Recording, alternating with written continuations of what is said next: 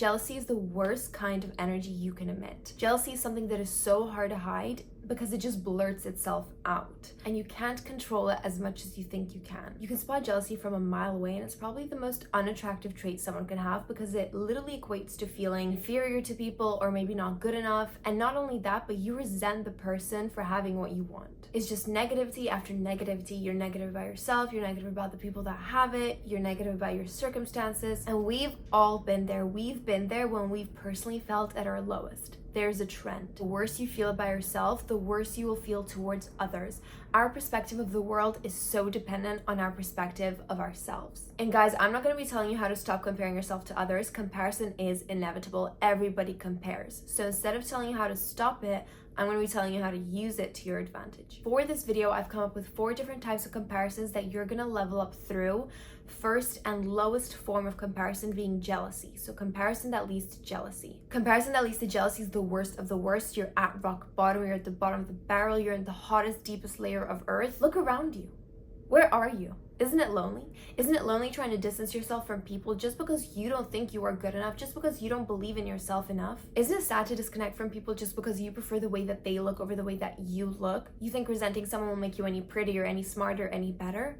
Of course not. You know the answer. So get your shit together. And of course, I'm going to help you with that. The next level that you're going to achieve if you're currently at rock bottom is victimization, okay? Comparison that leads to victimization. It's not the best, but it's one step above pure jealousy. So this looks like victimizing yourself when it comes to everything that you think is better than you.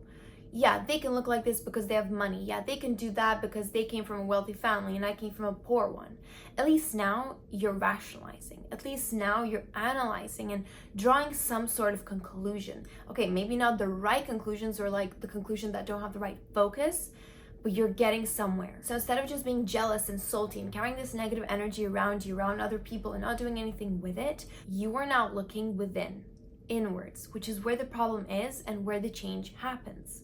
From within. Evaluate your differences, understand how you are different so that you can also understand how you can achieve this better version of yourself, potentially something more similar to this role model in a healthy way. And even though victimization itself isn't going to get you anywhere, it's giving you the building blocks of self-analysis, self-criticism, and a sadder but calmer style of thinking. Now, after you get to this step, you are going to mix your analytical mind that you learned from victimizing yourself with some frustration and a teaspoon of anger, and most importantly, creativity. Because you might not have the means in achieving what others have right now or in the way that they did, but you're gonna get creative with it. You're gonna use the resources that you have around you right now, and you're gonna use those emotions to fuel you in making change happen. Get passionate, feel the frustrations. Why is it that they can get what they want, but you don't? What did they realize before you? What books are they reading that you aren't? How can they make time to go to the gym, but you can't? Feel the heat and use it. You can feel any emotion in the world, guys, positive, negative, but it is up to you to use it in the most useful way possible to you. Use this energy in whatever form it comes to you, in jealousy, negativity, positivity. Use it when it's at its strongest to research, mind map, journal, mood board. Execute into something that will help you get what you want. If it's something like plastic surgery, research. Do your research. And maybe once you stop complaining and victimizing yourself, you will actually find out how much things cost, how hard it is to find a doctor that you trust that won't mess up your face. Only then might you take a step back and say, maybe this isn't for me. Think about the technical things that go into it when you're comparing yourself to other people, when you want to look more like them, and maybe it'll help you realize that it's not worth it. But if it's something you can change within just yourself, for your mind, your body, and the gym, use this fuel. Use this fuel to understand the exercises you need to do in order to look the best version of you. Use this fuel to find out what podcasts help you learn a certain topic to think more like that. Find out, ask around what job people have to make that amount of money if that is your goal. Research, ask around, understand, and apply. If you want to be unhappy, you will stop at level 3. Level victim. Guys, I'm counting backwards, 4, 3, 2, 1, 1 being the best, just in case it's getting confusing. You will stop there. But if you want to move to level 2, which is what I've been talking about, using fuel to get better, to be the better version of you, you will start to compete.